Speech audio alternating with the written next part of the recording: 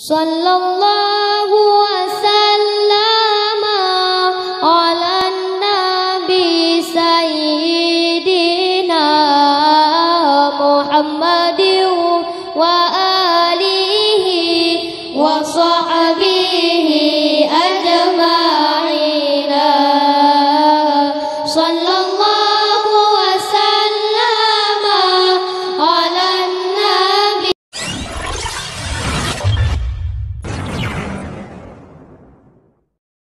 Assalamualaikum warahmatullahi wabarakatuh.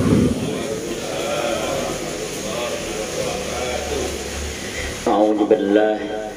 Bismillah, alhamdulillah. Wassalatu wassalamu ala rasulillah wa ala alihi wa sahbihi wa mawalah. Amma ba'du. Alhamdulillah, puji serta syukur kita panjatkan kehadirat Allah Subhanahu wa ta'ala, karena dengan inayah, dengan hidayah, dengan izinnya di malam ini, yang di malam Selasa, walaupun suasananya diguyur hujan, tapi tidak mengurangi semangat jemaah Masjid Raya Al-Muqarrabin untuk terus menuntut ilmu, mengkaji, mempelajari terus, dan sambil mengamalkan ayat-ayat suci Al-Quran. Mudah-mudahan suatu saat sesuai dengan janji Al-Quran kita akan mendapatkan syafaat dari Al-Quran. Amin. Salawat dan salam kita khususkan ke pangkuan baginda beliau Rasulullah Sallallahu Alaihi Wasallam. Mudah-mudahan kita semua selalu ada dalam syafaat beliau. Amin. Kita masih membahas surah Ar-Rum. Bismillahirrahmanirrahim. Wa min ayatihi, dan sebagian ayat-ayat Allah. Min di sini artinya setengah atau sebagian. Setengah itu bukan 50% ya. Bisa 10%, bisa 5%, artinya sebagian itu bukan 50. Bagian namanya. Wa min ayatihi, dan bagian dari ayat-ayat Allah. Yurikum, diperlihatkan oleh Allah kepada kamu. Apa itu? Al-barqah. Barqah itu kilat. Jadi kilat yang kita lihat sehari-hari itu sebagian dari ayat-ayat Allah. Lalu sikap kita sebagai manusia ketika ada kilat, pertama khaufan, takut. Siapapun kalau melihat kilat itu pasti akan ketakutan. Apalagi di jalan, apalagi dia sedang berkendaraan, pasti semuanya akan cemas, takut. Wa tama'a, yang kedua ada harapan. Misalnya ada kilat, ya petani ada harapan, alhamdulillah. Memang memang butuh air gitu ya. Apalagi udah lama nggak hujan, kemudian di atas ada kilat, maka watomaa itu ada harapan. Alhamdulillah hujan. Jadi ada dua. Pertama rasa takut mendengarnya, kedua tomaa, ada harapan. Dengan adanya kilat, maka tidak akan lama lagi pasti akan turun hujan.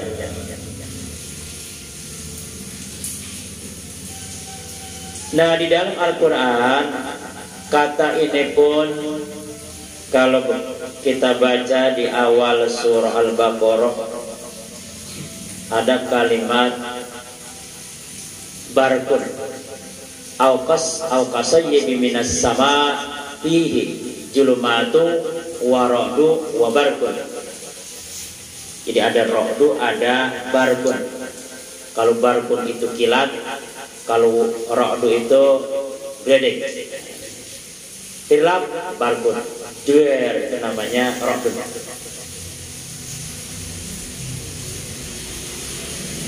Makanya dalam Al-Quran ada satu surah namanya surah geledek, surah Ar-Ra'd. surah Ar-Ra'd. Ada satu surah namanya surah Ar-Ra'd. Wa yusabbihu ar-ra'du bihamdih. Nah itu ayat tersebut hampir sama dengan kalimat walladzi yurikumul barqa khaufau wa tama'an. Itu ada dalam surah Ar-Ra'd. Kalau dalam surah Ar-Rum itu wa min ayatihi. Kalau dalam surah Ar-Ra'd itu walladzi, itu bedanya. Yurikumul barqa khaufa wa tama, itu sama. Makanya saya pernah jadi juri, ditunjuk juri hafiz, saya jebak. Jadi ada ayat-ayat yang sama. Kalau memang dia hebat dalam hafiznya, dalam hafalannya, pasti dia nggak akan bisa ketipu. Saya jebak nggak saya. Nah di antara ayat ini, wa min ayatihi yurikumul barqa khaufa wa tama, merenung dari kita. Langsung dia samber, wa yunazzilu, berarti dia hebat, nggak ketipu. Wa yusabbihu ar-ra'du bihamdi, maka geledek yang kita dengar sehari-hari itu sebenarnya wa yusabbihu, sedang membaca tasbih. Jadi geledek yang kita dengar, kilat yang kita dengar, walaupun suasananya menakutkan, itu sedang membaca tasbih. Itu menurut Al-Quran. Pusat tasbihnya subhanallah. Apa tasbih yang bagaimana? Nah Al-Quran menjawab walakin la tafqahuna tasbihahum, kita tidak pernah paham, tidak pernah ngerti bagaimana kilat atau keledek membaca tasbih. Itu aja udah jawabannya. Jadi Al-Quran itu sudah menjawab, kita tidak mengerti, tidak paham bagaimana tasbihnya petir atau keledek. Dan kita disunatkan membaca subhanallah. Wa yunazzilu, ketika petir itu ada, nah harapannya terkabulkan. Apa itu? Wa yunazzilu, dan diturunkan, turun. Apa yang turun? Minas sama, dari atas. Sama ini bukan langit ya. Jadi sesuatu yang di atas itu namanya langit. Dari awan, dari atas. Apa yang turun dari atas? Hujan. Hujan apa? Air. Nah kemudian air hujan yang turun dari atas itu buat apa? Fayuhyi bihil arda, mampu menghidupkan dengan itu air. Itu mengenai tanah. Di tanah itu ada pohon, lalu pohon itu jadi subur. Ba'da, setelah mautiha, kering. Maut itu maksudnya kering. Setelah kekeringan itu tanah. Jadi ketika petir sudah ada ketakutan, lalu ada harapan, turunlah hujan. Maka dari hujan itulah lalu sampai ke tanah, sampai ke bumi. Bumi yang tadinya tandus, tanah yang tadinya tandus, maka menjadi hidup. Itu semuanya adalah ayat-ayat Allah. Inna fi dzalika, sesungguhnya pada yang demikian itu, la ayatin, menjadi tanda, liqaumin, bagi kelompok, bagi kaum, bagi siapapun, yaqilun, yang berakal. Jadi bagi para ilmuwan ditelitiin, petir ini mengandung listrik, kira-kira bagaimana nih kalau kita gunakan pembangkit listrik tenaga petir, nah, gitu ya. Jadi sampai saat ini masih diteliti. Jadi para ilmuwan masih sibuk meneliti pembangkit listrik tenaga petir. Tidak lagi menggunakan air, tidak lagi menggunakan udara, tidak lagi menggunakan uap. Yang sedang dikembangkan adalah pembangkit listrik tenaga petir. Jadi sayang, petir banyak tapi tidak digunakan. Nah itu buat para ilmuwan, bagi kita nggak usah ada. Nah kemudian wa min ayatihi, dan sebagian ayat-ayat Allah, antakuma, bahwasanya ditegakkan oleh Allah. Apa yang ditegakkan? As-sama'u, langit, wal ardu, bumi. Tegaknya langit, tegaknya bumi, keseimbangannya biamrihi, dengan hukum-hukumnya. Tidak ada hukum-hukum Allah. Bahasa bocah sekolah itu hukum-hukum alam, hukum-hukum fisika, hukum-hukum kimia, hukum-hukum biologi, di situ lengkap. Bahasa Al-Qur'annya biamri. Jadi tegaknya langit, tegaknya bumi. Bumi ini kan sebenarnya perputarannya sangat cepat gitu, Pak. Bumi itu cepat. Cuman kita yang tinggal di bumi itu tidak terasa kalau bumi ini sangat cepat. Itu semuanya adalah kekuasaan Allah. Jadi andaikan tidak seimbang, kita pasti akan mental semua. Tidak mungkin bisa duduk begini. Ya. Jadi bumi itu sangat cepat. Kayak gangsing lah gitu ya. Jadi di samping bumi itu berputar, juga dia berputar mengelilingi matahari terus gitu. Summa kemudian ida apabila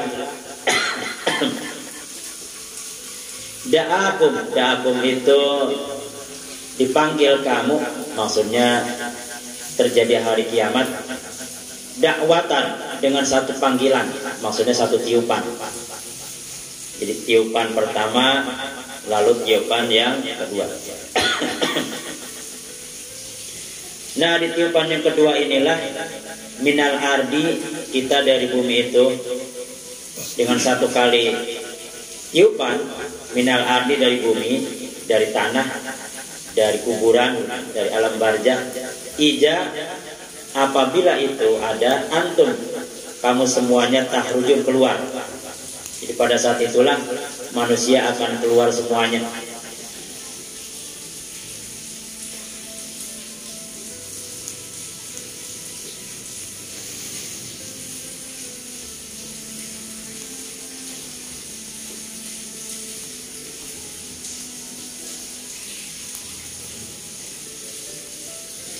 Nah keluarnya manusia itu yauma yahrujuna minal ajdas. Ajdas itu artinya kuburan. Siraan, begitu cepat. Ka'annahum ila nusubi yufidun. Itu sangat cepat. Jadi pada saat dibangkitkan di tiupan yang kedua, semuanya akan keluar. Khasi'atan absaruhum tarhukum jillah, semuanya akan tunduk. Bahkan dalam ayat lain itu disebutkan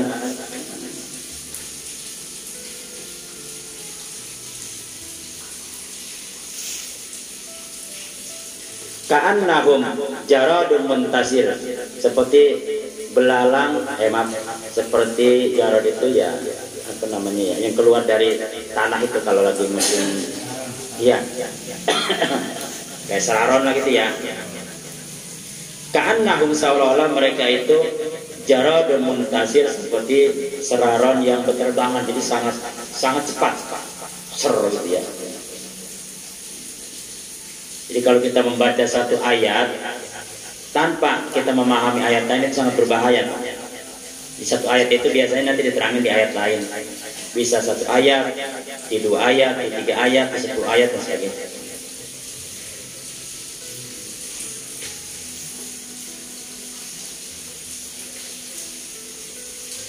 Ustaz, kalau dalam surah Yasin itu gimana? Misalnya ada satu ayat yang kita sudah hafal semua di surah Yasin yang tadi dibaca.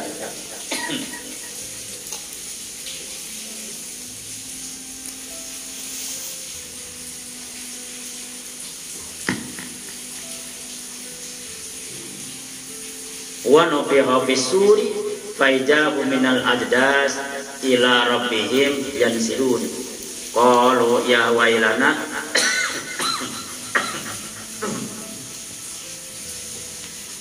Mamba'asana mimma qadina haja ma wa'adar rahmanu wa sadaqal mursalun. Jadi ayat ini masih ada kaitan dengan yang tadi. Ajdas itu maksudnya alam kubur ya. Jadi ketika mereka keluar dari alam kubur, mereka mengatakan ya wailana, celaka. Mamba'asana mimma qadina haja, siapa yang membangunkan dari tempat tidur. Berarti mereka kaget. Ustaz, apakah saat itu tidur? Enggak. Bahasanya kalimatnya markodina. Markodina itu tempat, bukan tidur ya. Jadi orang kalau meninggal itu bukan tidur Pak, salah. Sehingga ada kalimat ketika ada orang meninggal dianggapnya tidur lama. Enggak. Nanti kita bahas dalam kaitan ilmu tafsir. Jadi dia tetap hidup, hanya ketika dibangkitkan dia semakin kaget. Nah kemudian walahu, dan kepunyaan Allah lah, milik Allah lah, man itu adalah satu makhluk yang berakal. Bagaimana bentuk Ustaz? Bentuknya kita nggak tahu. Di mana adanya? Fis samawati, di langit. Rupanya ada makhluk, bukan manusia, bukan jin, bukan malaikat, kita nggak tahu. Itu bahasa Al-Qurannya man. Jadi di langit itu Pak ada makhluk yang kita nggak tahu bentuknya, bukan manusia, bukan hewan, bukan jin, bukan malaikat. Kita nggak tahu bentuknya bagaimana.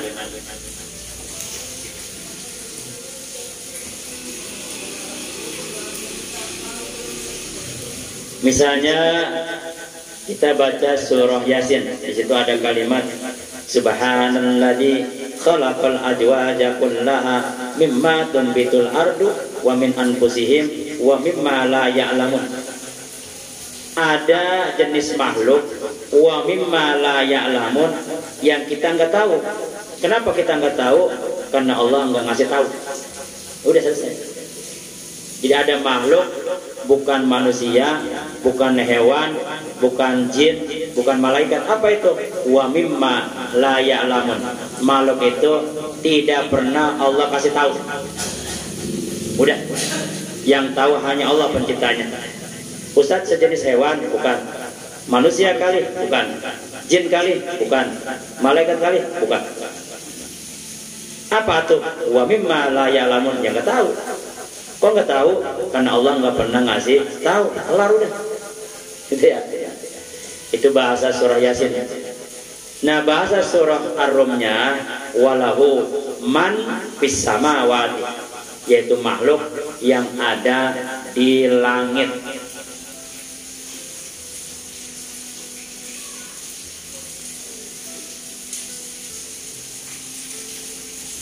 Wal ardi, dan di bumi. Oh, udah tahu semua dah.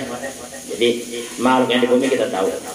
Kullun, semuanya, lahu, kepada Allah, qanitun, tunduk.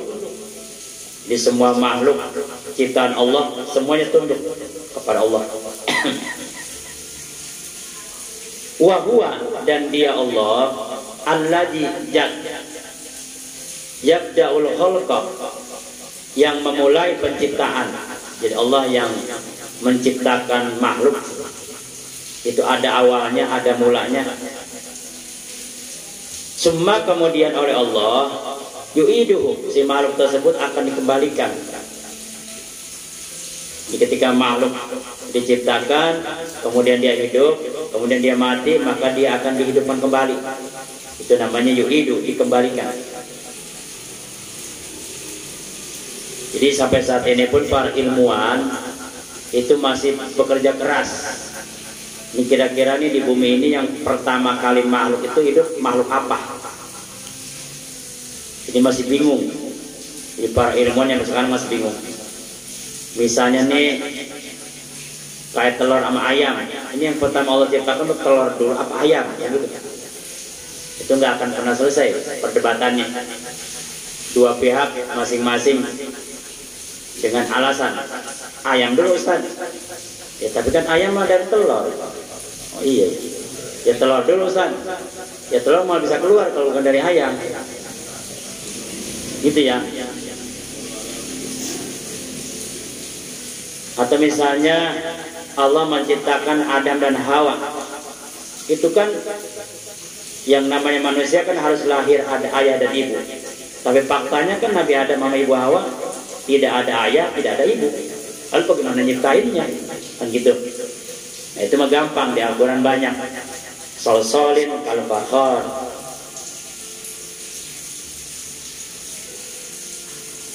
Jadi rupanya Allah dulu menciptakan Nabi Adam dan Ibu Hawa itu dari tanah. Diulek itu tanah. Itu ada dalam surah Al-A'raf. Jadi tanah itu diulek kayak ulekan bikin genteng atau bikin batu. Nah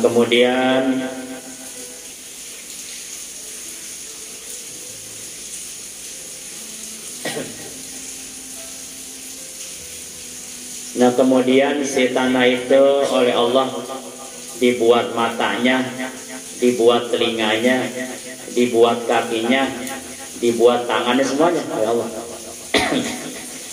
Itu bahasa Al-Qurannya min solsolin min hama'in masnun. Di dalam surah Al-Hijr. Jadi dari tanah tembikar diulek. Jadi rupanya manusia sama batu sama genteng itu ketika diciptakannya sama. Jadi bahan manusia sama bahan genteng sama bahan batu bata itu sama. Nah setelah jadi begini kayak patung gitu ya, kemudian oleh Allah wa nafatu fihi min ruhi, ditiupkan, kemudian bergerak dia jadi manusia. Nah yang jadi bahan pertanyaan para ilmuwan, jantungnya bagaimana? Jantung, darah, ginjal, macam-macam organ di sini, terus sarafnya segala macam. Nah kalau tanah mulai di dalamnya bagaimana? Itu bingung. Bingung lagi baik. Jadi penciptaan Nabi Adam dan Ibu Hawa pun sampai saat ini pun para ilmuwan bingung. Seribu bahasa, nggak paham, nggak ngerti. Intinya memang Nabi Adam dan Ibu Hawa itu tercipta tanpa ayah dan ibu. Kelar. Atau misalnya Nabi Allah Isa, beliau itu lahir tercipta tanpa ada peran seorang laki-laki, hanya ibu doang.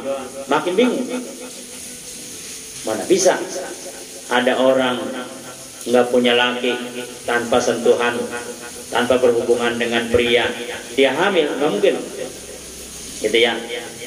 Para ahli pun makin dibuat bingung.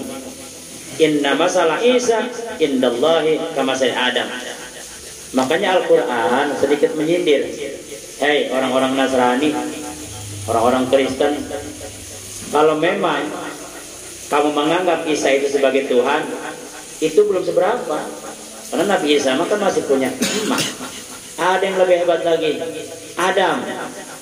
Kalau kamu menganggap Tuhan mah Adam, jangan Isa. Karena Isa masih punya emak. Nah, kalau ada lebih hebat lagi, tanpa bapak, tanpa ibu. Mestinya mah kamu nyembahnya kepada Adam, bukan kepada Isa. Kata Al-Quran begitu. Inna masalah Isa indallahi kamasali Adam. Nah itu ya. Nah itu sedikit mengenai tantangan Al-Quran, betapa manusia itu dibuat bingung. Kalau kita tidak beriman, pasti semuanya akan dibuat bingung. Nah kita yang beriman cukup beriman saja, udah kelar. Summa yu'iduhu, kemudian dikembalikan, dihidupkan, makin bingung kan baik. Makanya dalam surah Yasin, ketika Rasul sedang duduk, lalu datang orang-orang kafir Quraisy bawa-bawa tulang. Jadi tulang orang yang meninggal itu dihadapkan kepada Rasul. Muhammad, ini tulang. Hilak orang udah jadi tulang begini, bakal hidup lagi. Itu ya. Wador balana masalah wa nasya khalqah qala ma yuhyil izama wa hiya ramim qul yuhyiha alladzi ansha awwal marrah wa huwa bi kulli khalqin alim. Dia makin nggak percaya, masa orang udah jadi hancur begini jadi tulang hidup lagi, bagaimana hidupnya? Ya gitu ya. Nah, Al-Quran dengan gamblang menjawab wa huwa ahwanu alaihi. Andai kan secara akal sesuatu yang belum ada lalu diciptakan itu lebih berat, lebih sulit. Tapi sesuatu yang sudah dijadikan kemudian diulang lagi lebih gampang, lebih mudah. Itu menurut akal. Makanya wa huwa ahwanu lebih gampang, lebih mudah, lebih ringan. Walaupun bagi Allah tidak ada istilah lebih ringan, semuanya sama, kun fayakun.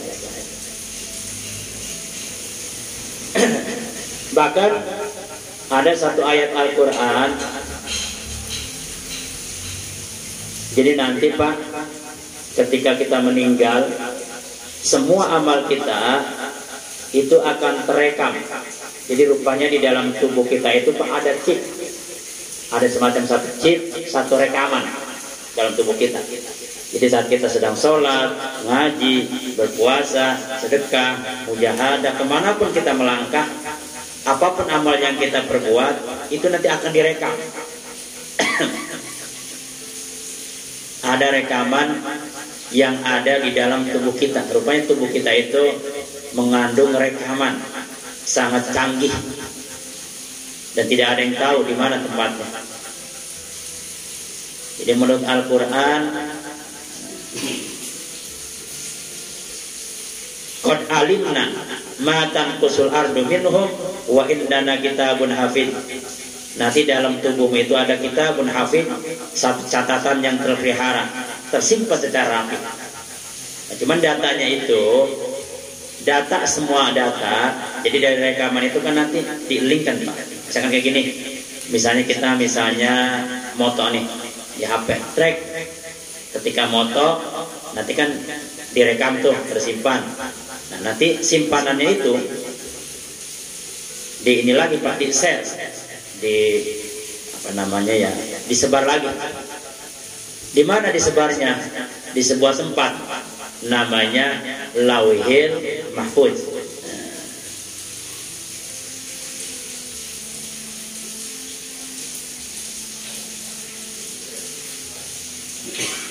Mulai sekarang nih.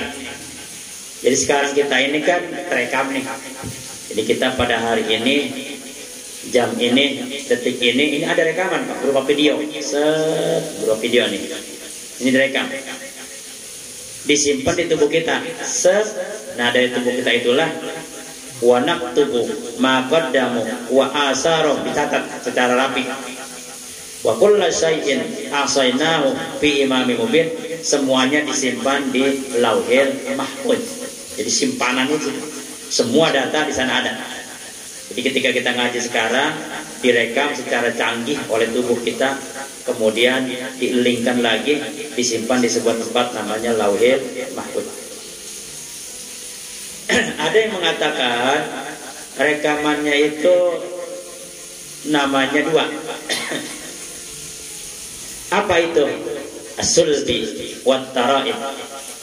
Jadi dalam tubuh kita itu ada namanya sulbi dan taraib. Di mana itu? Kita nggak tahu. Nah, sulbi wat taraib itu satu penyimpanan, satu chip yang pernah orang Jepang itu.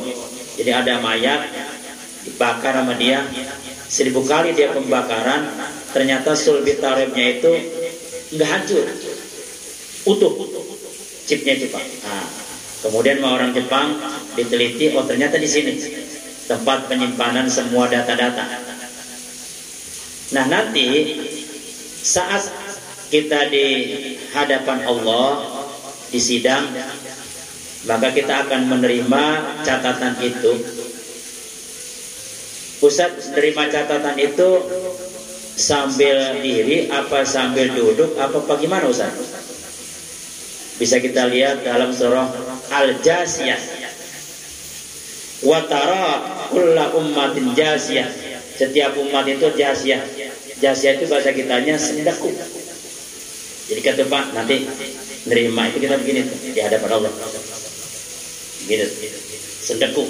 Ini bahasa Al-Quran namanya jasiyah. Jasiyah sendekuk begini. Nerima itu.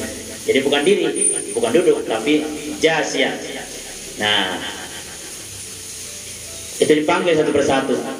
Hada kitabuna yantiqu alaikum bil haq. Cuman bedanya catatan yang nanti akan kita terima itu bisa bicara. Kan kita ini berdiam. Al yawma nahtimu ala apa? Kita diam, nggak bisa ngomong. Jadi yang ngomong itu adalah data. Datanya bisa ngomong. Lampit ngomong, air ngomong, hujan ngomong, semua ngomong. Kitanya diam. Jadi semua tulisan ngomong. Kita kan kalau baca Yasin, tulisan Yasinnya diam, mulutnya ngomong. Yasin. Nanti mah nggak Pak? Mulut kita diam, nahtimu diam. Nah yang ngomongnya itu tulisan. Itu berdasarkan surah Al-Jasiyah.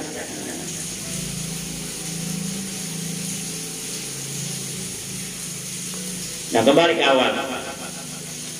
Walahul masalul a'la, dan kepunyaan Allah lah al-masalu. Masalu itu sifat al-a'la yang maha tinggi, fis samawati, baik di langit, wal ardi maupun di bumi. Wa huwa, dan dia Allah itu adalah al-aziz, maha gagah, maha perkasa, maha hebat, al-hakim, tapi maha bijaksana. Itu Pak ya. Jadi hakim ini maha bijaksana. Alaihissallah bihkamil hakimi, hakim. Maksudnya pemutus yang bijaksana. Hakim diantara segala hakim. Makanya kita disilakan kalau ada imam atau kita membaca surah Watini, pas ada kalimat alaihissallahu biahkamil hakimin, bahasa kitanya, betulkah? Apakah Allah adalah hakim di antara yang hakim? Kita jawab bala, gitu ya. Misalkan ada imam dibaca Wattini wazzaituni, ketika di akhir ayatnya alaihissallahu biahkamil hakimin, bala wa ana ala dzalika minasyahidin. Ya Allah, betul Engkau adalah hakim di antara yang bijaksana, dan aku sebagai saksinya ya Allah gitu. Ya minimal pakai bala lah gitu dong. Bala dong udah gitu. Alaihissallahu biahkamil hakimin, bala. Udah gitu dong, gitu. Ya jangan terlalu keras lah. Artinya cukup kita sendiri yang mendengar. Artinya kita ditanya oleh Allah, kita jawab nggih, betul ya Allah gitu. Nggih, bala itu nggih. Mohon, iya ya Allah. Udah gitu kan. Udah seingat bala itu agak apang, bala udah gitu doang. Udah ya Pak Guru ya, bala udah gitu doang. Darabalakum wallahu a'lam bissawab. Ya Allah, kamu udah jam 9. A'udzu billahi minasyaitonir rajim. Bismillahirrahmanirrahim. Alhamdulillahirabbil alamin. Allahumma shalli ala sayyidina Muhammadin wa ala ali sayyidina Muhammadin. Allahumma nawwir qulubana bi tilawatil Qur'an wa zayyin ahlaqana bi jahil Qur'an wa hasin a'malana bi dzikril Qur'an wa bayyid wujuhana bi barakatil Qur'an wa nawwir abdanana bi nuril Qur'an wa najjina minan nar bi karamatil Qur'an wa dihilna jannata bi syafaatil Qur'an. Rabbana atina fid dunya hasanah wa fil akhirati hasanah wa qina adzabannar. Subhana rabbika rabbil izzati amma yasifun. Wassalamun alal mursalin walhamdulillahi rabbil alamin. Al-Fatihah.